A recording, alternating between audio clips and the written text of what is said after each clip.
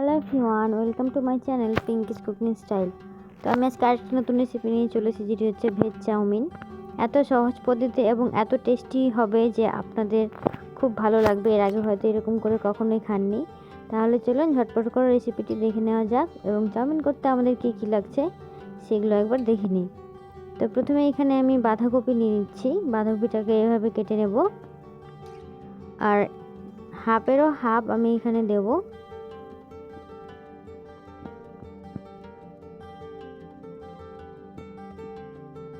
তো আপনারা দেখতে পাচ্ছেন আমি ওই বাঁধাকপিগুলো রেখে দেবো। এই বাঁধাকপিটাকে আমি এবার কেটে নেব।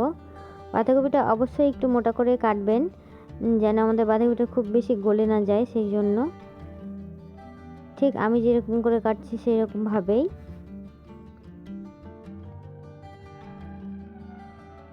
আমি কিন্তু বাঁধাকপিটা খুব বেশি পাতলা করে কাটছি না। এই যে দেখেন, ঠিক এরকম মোটা করে কাটবেন, তাহলে আমাদের বাঁধাকপিগুলো খুব ভালো লাগবে। তাহলে চলুন বাঁধাকপিটা কেটে নেওয়া হয়ে যাক। বাঁধাকপিটা কাটা হয়ে গেলে আমি এখানে সবুজ কালারের ক্যাপসিকাম দিচ্ছি। আপনার চাইলে রেড, ইয়েলো কালারের ক্যাপসিকাম দিতে পারেন, টেস্ট একই হবে। তাই জন্য আমি আর আলাদা আলাদা দিলাম না, শুধু এই গ্রিন কালারের ক্যাপসিকামটাই দিচ্ছি। আর ক্যাপসিকামের মাঝখানের বীজগুলো বের করে নেওয়ার পর আমি ঠিক এরকম করে কেটে নিচ্ছি। ক্যাপসিকামগুলো খুব বেশি মোটা করছি না এবং খুব বেশি পাতলাও করছি না। খুব বেশি পাতলা করবেন না, তাতে আমাদের ক্যাপসিকামের যে ক্রাঞ্চি ভাবটা থাকবে সেটা নষ্ট হয়ে যাবে। তাই জন্য চেষ্টা করবেন একটু মাঝারি সাইজ করে কাটার। তো দেখতেই পাচ্ছেন আমার পুরোটা ক্যাপসিকাম কাটা হয়েছে, ঠিক এরকম করে কেটেছি। তাহলে চলুন এরপর বাকি ক্যাপসিকামটা কেটে নিই। তারপর আমি কেটে নেব এখানে বিনসটা কীভাবে কাটবেন চলুন তাহলে সেটাও একবার দেখে নিন। বিনসটা আমাদের এইভাবে একটু চাকুটাকে একটু টেরাভাবে করে কাটবেন, যেন প্রতিটা বিনসের আকার ঠিক এইরকমটা হয়। এইরকম হলে আমাদের বিনসটা খুব দেখতে সুন্দর লাগবে, তাই জন্য এইভাবে করেই কাটবেন। এই যে দেখুন, ঠিক এইভাবে দেখতে কতটা সুন্দর লাগছে আমাদের বিনসগুলো।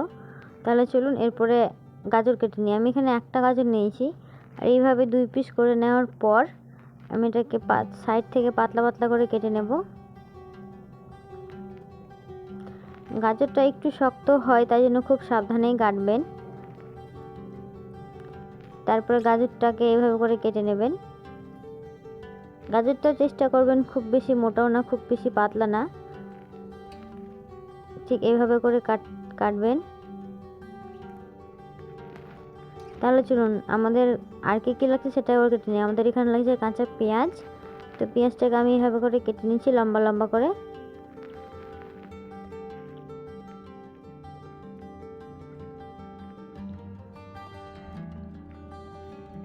এখানে আমি 2টো পেঁয়াজ নিচ্ছি চাউমিনের জন্য।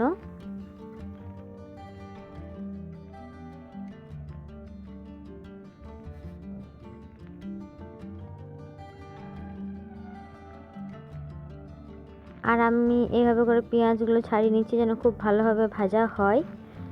তো আমি এখানে কয়েকটা কাঁচা লঙ্কা নিয়ে নিয়েছি, প্রায় 7 থেকে 8টা ঝালের জন্য। তো লঙ্কাগুলো বেশ আমি 2 পিস করে রেখে দিলাম। আর এখানে কড়াই বসিয়ে দিয়েছি, কড়াই দিয়ে দিলাম পরিমাণ মতো জল, আর দিয়ে দিলাম পরিমাণ মতো লবণ। লবণটা এখানে একটু বেশি রাখার চেষ্টা করবেন, তাতে আমাদের চাউমিনটা সেদ্ধ হওয়ার সময় লবণে ভালোভাবে ঠিকঠাক হয়ে যাবে। আর দিয়ে দিলাম 2 চামচ সাদা তেল। জলটা ভালোভাবে গরম হয়ে গেলে এরপর আমি এই চাউমিনটা দিয়ে দিচ্ছি। আপনারা সেটা যে কোনো নুডলস কিংবা চাউমিন নিয়ে নেবেন। আর এটা গরম জলে দেওয়ার পর আস্তে আস্তে নরম হয়ে যাচ্ছে। খুব বেশি কিন্তু সময় লাগেনি, জাস্ট 10 থেকে 15 সেকেন্ডের মধ্যে আমার চাউমিনটা একবারে পুরোটা নরম হয়ে গেছিলো।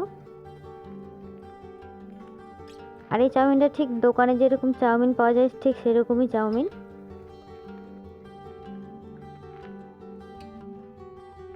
এবার এইভাবে চামচের মাধ্যমে চাউমিনটাকে ভালোভাবে তেল জলের সাথে মিক্স করে নেব।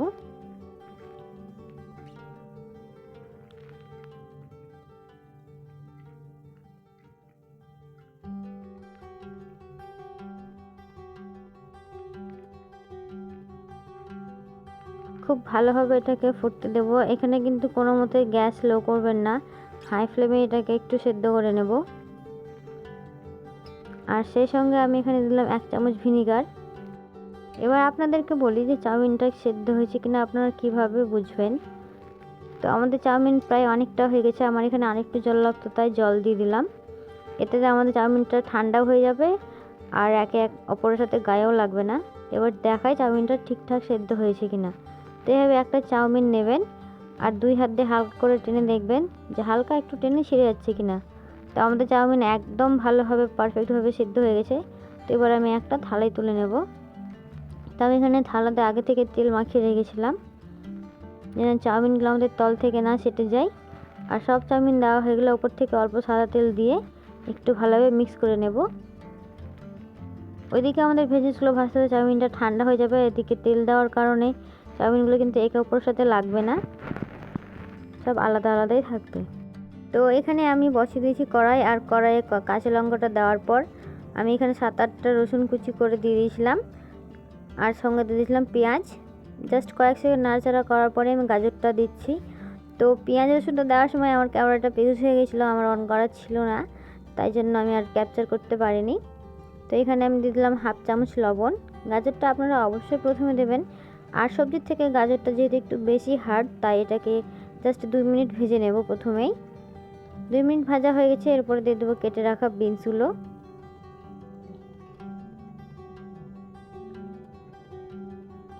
বিনস দিয়ে আমি বেশিক্ষণ ভাজবো না, জাস্ট 1 মিনিট ভাজবো।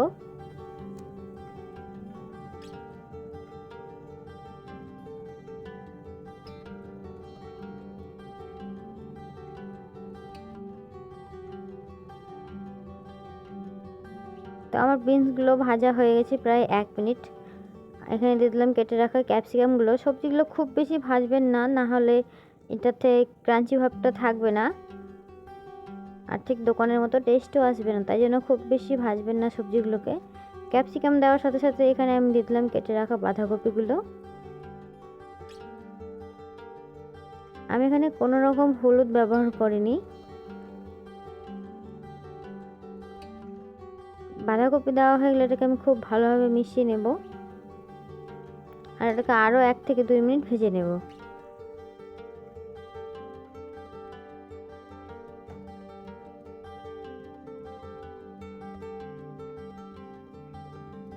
এক থেকে 2 মিনিট ভাজা হওয়ার পর এখানে আমি 3 চামচ টমেটো সস, 1 চামচ গ্রিন চিলি সস, 1 চামচ সয়া সস দিয়ে আর অল্প জল দিয়ে মিক্স করে রেখেছিলাম, সেই সব সসগুলো আমি এখানে দিয়ে দিলাম। এগুলো আগে থেকে রেডি করে রাখবেন। আর এখানে যেহেতু আমরা হাই ফ্লেমে রান্নাটা করছি, কোনো মতোই ফ্লেমটা লো করিনি, তাই জন্য আমার দিতে সুবিধা হবে। আর সেই সঙ্গে দিলাম প্রথমে আমি অল্প চাউমিনটা অল্প অল্প করে আমি দিয়েছি, অল্প অল্প করে দিবেন, তাহলে মেশাতে আমাদের সুবিধা হবে। দেখতেই পাচ্ছেন আমি প্রথমে অল্প চাউমিন দিয়েছিলাম, মিশিয়েছি, আবার দিলাম, আবারও ভালোভাবে খুব মিশিয়ে নেব।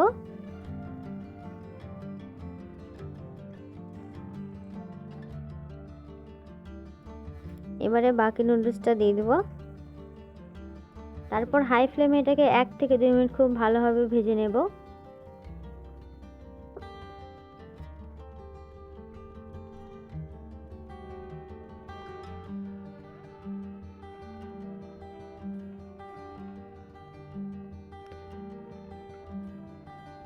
এটাকে কিন্তু আমি আবারও বলছি খুব বেশি ভাজবেন না, না হলে এই সবজিগুলোর যে ক্রাঞ্চি ভাব থাকবে সেটা কিন্তু থাকবে না আর ঠিক দোকানের মতো টেস্টও আসবে না, তাই জন্য 1 থেকে 2 মিনিটই ভাজবো, তার থেকে বেশি ভাজবো না।